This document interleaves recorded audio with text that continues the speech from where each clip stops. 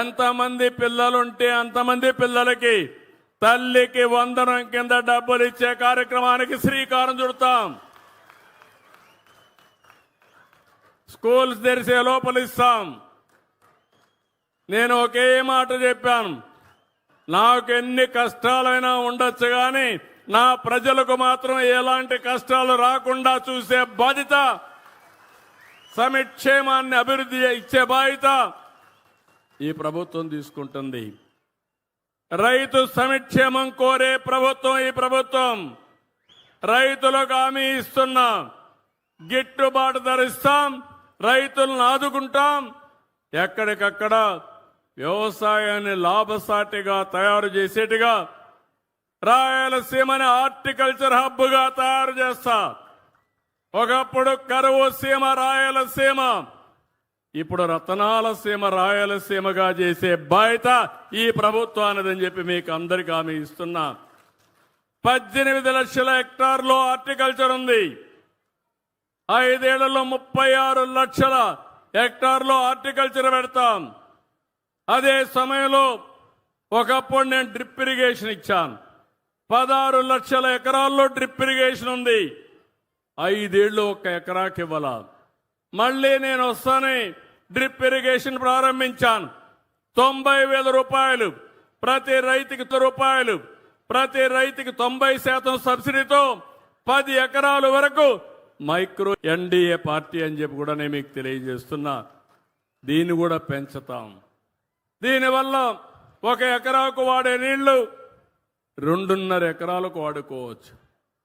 ఇంకో పక్క micro irrigation గానే మోడర్నైజ్ చేస్తే యాప్ ద్వారా, ఫోన్ ద్వారా నీళ్లు ఎప్పటికప్పుడు మీరు పారించుకునే పరిస్థితి వస్తుంది. దీనికి కూడా శ్రీకారం చుడతాను.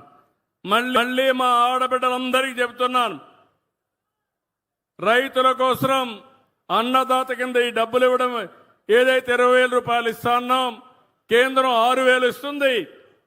రాష్ట్రం 14,000 రూపాయలు కేంద్రం ఇచ్చేదానికి సమానంగా 3 విడతల్లో పూర్తిగా మీ అకౌంట్లో డబ్బులు వేసే బాధ్యత మేము తీసుకుంటాం. ఇది కాకుండా ఇంకొక పక్కన ఏదైతే నేను చెప్పానో మా ఆడబిడ్డలు బస్సుల్లో ఉచిత ప్రయాణ సౌకర్యం కూడా తొందరలోనే ఇస్తా. దీనికి కూడా ఆలోచిస్తున్నాను. అవసరమైతే 5న స్వాతంత్ర దినోత్సవాన తప్పకుండా మా ఆడబిడ్డలు అప్పటి నుంచి ఉచిత ప్రయాణ సౌకర్యం ఏర్పాటు చేసే బాధ్యత ఈ ప్రభుత్వానిది. కరెంటు ఉచితంగా ఇస్తాం. చాలా మంది పేదవాళ్ళకి ఇస్తున్నాం. అందరికీ కాదు, పేదవాళ్లకు 200 యూనిట్ల ఎస్సీలకు ఉచితంగా ఇస్తున్నాం. ఇంకో పక్క ఎవరైనా సరే మీరు సోలార్కు పోతానంటే 78,000 రూపాయలు మీకు సబ్సిడీ ఇచ్చే బాధ్యత నాదని మా సోదరులందరికీ హామీ ఇస్తున్నా. బీసీలు అయితే 98,000 ఇస్తా. ఆ తర్వాత మీరు కరెంట్ ఛార్జీలు కట్టాల్సిన పనే ఉండదు. ఎస్సీలకు ఎస్టీలకు అయితే ఉచితంగా మీ ఇంటి పైనే కరెంటు తయారు చేసి వసతి ఏర్పాటు చేస్తాం. ఒకవేళ మీరు కరెంటు వాడుకొని మిగిలితే గ్రిడ్కి ఇస్తే ₹2.09 చొప్పున డబ్బులు కూడా మీ అకౌంట్లో వేస్తా. ఇలాంటి కార్యక్రమాలతో ఈ ప్రభుత్వం ముందుకు పోతా ఉంది. ఇంకో పక్క ఈరోజు నేను ఇక్కడనే మీకు అందరినీ ఒకటే కోరుతున్నా, రాయలసీమలో ఇక్కడ రాయలసీమ బిడ్డను నేను కూడా. ఈ రాయలసీమ గడ్డ మీదనే పుట్టాను.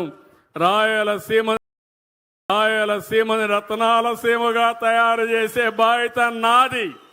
ఆ రోజు ఓర్వకల్లు ఇండస్ట్రియల్ టౌన్షిప్ నేనే పెట్టాను. జయరాజ్ ఇస్పాత్ అయితే 2,000 కోట్లతో ఆ రోజు ఇండస్ట్రీ బిట్టింగ్ కొన్ని వచ్చాయి. నేను అడుగుతున్నా, 5 ఏళ్లు వేరే పార్టీ అధికారం ఉన్నాం. వాళ్ళ పార్టీ పేరు కూడా నేను చెప్పను. చెప్పాలన్న తమ్ముళ్ళు మిమ్మల్ని అడుగుతున్నా, చెప్పాలన్న ఆడబిడ్డలను మిమ్మల్ని అడుగుతున్నా, ఎక్కడైనా ఒక తట్టె మట్టేశారా అని మిమ్మల్ని అడుగుతున్నా. రోడ్లు గుంతలు పెట్టారా లేదా అని మిమ్మల్ని అడుగుతున్నా. గుంతలు పూడ్చామా లేదా అని మిమ్మల్ని అడుగుతున్నా. ఈరోజు ఇక్కడే జనార్దన్ రెడ్డి గారు ఉన్నారు మంత్రి. నేను వచ్చిన తర్వాత ఒకటే మాట చెప్పాను, గుంతలు లేని రోడ్లు తయారు చేయడం ఎన్డీఏ విధానం అని. ఈరోజు ఆ పనికి కూడా శ్రీకారం చుట్టాం. చాలా వరకు పార్ట్ హోల్స్ అన్ని కూడా పూర్తి చేశాం, క్లియర్ చేసేసాం. అది ఎన్డీఏ ప్రభుత్వం యొక్క సమర్థత అని చెప్పి కూడా నేను మీకు తెలియజేస్తున్నా. రెండో పక్కన మీరు ఒకసారి చూస్తే రాయలసీమలో ఒకప్పుడు ఫ్యాక్షన్ పాలిటిక్స్ ఉండేది. తమ్ముళ్ళు గుర్తుందా, నేనే ఫ్యాక్షన్స్ని తుదముట్టించా, వీళ్లతో కూడా పెకలించా. ఈరోజు ఏ గ్రామంలో కూడా ఫ్యాక్షన్స్ లేవంటే దానికి కారణం తెలుగుదేశం ప్రభుత్వం అవునా కాదా అని మిమ్మల్ని అడుగుతున్నా. దానివల్ల అభివృద్ధి సాధ్యమైంది. ఒకప్పుడు అభివృద్ధి అందరూ భయపడిపోయేవాళ్ళు. గ్రామాలు ఫ్యాక్షన్ రాజకీయాలతో, ఫ్యాక్షనిజంతో పూర్తిగా నిర్వీర్యమైపోయి మనవలు ఎగతాళి చేసినగా సినిమాల్లో తీసేవాళ్ళు. ఈరోజు అలాంటి రాయలసీమ వేరే జిల్లాల కంటే బ్రహ్మాండంగా అభివృద్ధి చేసే బాధ్యత ఈ ఎన్డీఏ ప్రభుత్వం తీసుకుంటున్నామని చెప్పి కూడా నేను మీకు తెలియజేస్తున్నా. నేను అడుగుతున్నా, రాష్ట్రంలో ఎక్కడా లేని విధంగా ఎయిర్పోర్ట్లు ఉన్నాయి. తిరుపతి, కడప, పుట్టపర్తి, అదేమో ఓర్వకల్లు, 4 జిల్లాలకు 4 ఎయిర్పోర్ట్లుండే ఏకైక రాష్ట్రం ఆంధ్రప్రదేశ్ రాష్ట్రం అని చెప్పి కూడా నేను మీకు తెలియజేస్తున్నా. అదే రాయలసీమ. రోడ్లు చూడండి, 4 లేన్ 8 లేన్ రోడ్లు. తిరుపతికి పోవాలంటే నేరుగా నంద్యాల, కడప, తిరుపతి. ఈ పక్క బెంగళూరు నుంచి హైదరాబాద్, అనంతపురం నుంచి తిరుపతి. ఏ ప్రాంతానికి పోయినా ఈరోజు నేషనల్ హైవేస్ అన్ని కనెక్షన్స్ వచ్చాయంటే అది తెలుగుదేశం పార్టీ చూపించిన చొరవ అని చెప్పి నేను మీకు తెలియజేస్తున్నా. రాబోయే రోజుల్లో గ్రీన్ ఎనర్జీకి హబ్గా తయారవుతుంది.